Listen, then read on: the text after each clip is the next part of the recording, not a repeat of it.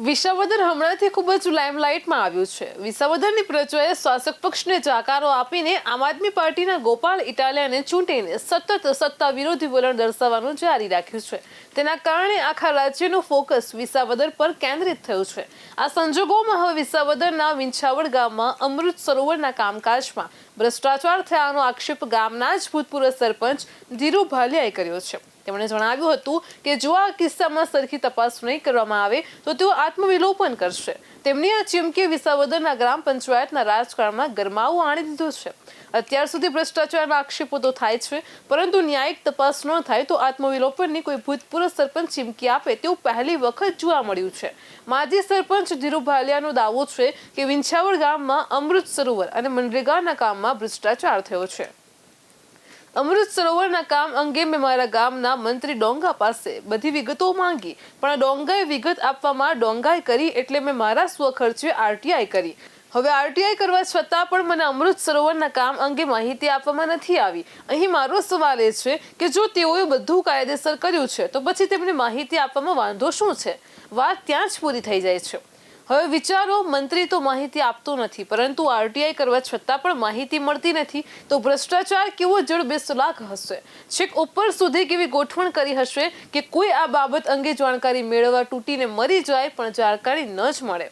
કોઈ જાણકારી આપે તો જ તેનો ઉપયોગ કરીને ભ્રષ્ટાચાર થયો હોવાનું સાબિત પણ કરી શકાય. આથી જાણકારી જ આપવામાં ન આવે તો પછી આગળ કોઈ વાત જ શક્ય ન બને. પછી તો કાર્યવાહીની જ ક્યાં વાત આવે છે?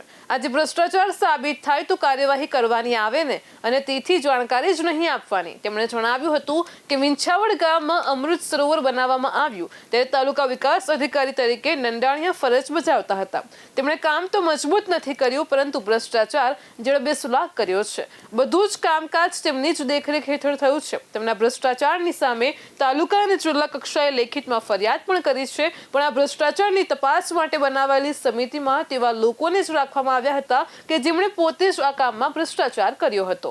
આ તો એવી વાત થઈ કે ભ્રષ્ટાચાર જેણે કર્યો હોય તેને જ તેના ભ્રષ્ટાચારની તપાસ સોંપાય, પછી પરિણામ શું આવે બધા સમજી શકે છે કે આ સંજોગોમાં કોણ દોષિત સાબિત થાય. તેમણે જણાવ્યું હતું કે નંદાણીયાનો ભ્રષ્ટાચાર ફક્ત વિંછાવડ ગામ પૂરતો સીમિત નથી, પણ તેમના તાબા હેઠળ 84 ગામ હતા અને તેમણે અનેક ગામોમાં ભ્રષ્ટાચાર કર્યો છે. આટલું બધું ભ્રષ્ટાચાર કરવા છતાં પણ નંદાણીયા સામે કોઈ કાર્યવાહી થઈ નથી. આજે આ નંદાણીયા માણાવદરના ટીડીઓ છે. આશ્ચર્યની વાત તો એ પણ છે કે નાના વેપારીઓ અને કારોબારીઓની નોટિસ મોકલતું ઇન્કમ ટેક્સ વિભાગ આ લોકો સામે કેમ કોઈ કાર્યવાહી કરતું નથી? આ નંદાણીયા ખુલ્લેઆમ ભ્રષ્ટાચાર કરીને રીતસરનો ખાતામાં રૂપિયા લે છે, તો તેની સામે આવકવેરા વિભાગ અપ્રમાણસર સંપત્તિનો કેસ કેમ કરતું નથી? શું નંદાણીયાએ ત્યાં પણ વહીવટ કરી નાખ્યો અને બધાના મોઢા રૂપિયાથી સીવી દીધા છે? એમ ધીરુ ભાલિયાએ જણાવ્યું હતું. વિંછાવડના જ અન્ય રહેવાસીઓએ પણ જણાવ્યું હતું કે અમૃત સરોવરનું કામ શરૂ થયું અને તે સમયે નંદાણીયા અહીંના અધિકારી હતા. તેમણે કરેલા ભ્રષ્ટાચારનું ઉદાહરણ આપતા જણાવ્યું હતું કે આ પાવર બ્લોક નાખવામાં આવ્યા છે તેના નીચે પીસીસી કરવાની હોય છે, તેના બદલે તેમણે ફક્ત માટી નાખીને કામ ચલાવ્યું છે. આવા તો કેટલાય કામો છે જેમાં તેમણે મન મૂકીને ભ્રષ્ટાચાર આદર્યો છે. તેમણે આ ઉપરાંત વધારે આક્ષેપ કરતા જણાવ્યું હતું કે તેમના ભ્રષ્ટાચારની કોઈ સીમા નથી. તેમણે મનરેગામાં જે મહિલાઓ ઘરમાંથી બહાર પણ નીકળી નથી તેના જોબ કાર્ડ બનાવ્યા છે. આ જોબ કાર્ડ પેટે મળેલી રકમ તેમના જ ખાતામાં જમા થઈ ગઈ છે. આ એક જ ગામના જોબ કાર્ડનો જ ભ્રષ્ટાચાર ગણીએ તો પણ આ રકમ 10 લાખ રૂપિયાની આસપાસ થાય. બીજા ગામની તો વાત જ કરતા નથી. આ બધા દાવાઓ અને આક્ષેપોને ફગાવી દેતા વિસાવદર તાલુકા પંચાયતના ઉપપ્રમુખ ભરત કોટડિયાએ જણાવ્યું કે મનરેગા યોજના હેઠળ જે કામ થાય છે તે લોકોની માંગ મુજબ થાય છે. મનરેગાના ભ્રષ્ટાચારના આક્ષેપ અંગે તેમણે જણાવ્યું હતું કે તેમાં દરેક સ્તરે ચકાસણી થતી જ હોય છે. ક્યાંક 5 થી 10% જેટલું આગુ પાછું થયું હોઈ શકે, પણ મોટા પાયા ઉપર ભ્રષ્ટાચાર થયો હોવાની વાત પચાવવી જરા અઘરી છે.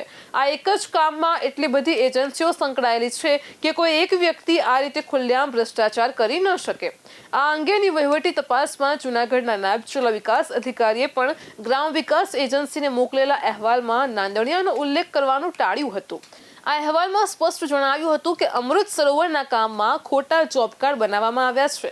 ખોટા કામદારો બતાવ્યા છે અને સંલગ્ન લોકોના ખાતામાં રૂપિયા પણ ટ્રાન્સફર કરવામાં આવ્યા છે. પણ અહીં શ્રમિકોનો નહીં પણ મશીનરીનો ઉપયોગ કરાતા સરકારી નાણાંનો દુરુપયોગ કરાયો હતો. હવે મનરેગા યોજના જ શ્રમિકો માટે છે, તેમાં મશીનરીની ક્યાં જરૂર પડે? આમ તેમણે આડકતરી રીતે અમૃત સરોવરના કામકાજમાં ભ્રષ્ટાચાર થયો હોવાની વાતને સમર્થન આપ્યું હતું. તેમ છતાં પણ કોઈના નામ જોગ તેમણે કશું જણાવ્યું ન હતું. આ બતાવે છે કે ભ્રષ્ટાચાર કરવામાં આવ્યો છે, પરંતુ હાલમાં તેના ઉપર ધાક પીછોડાની કવાયત જારી છે.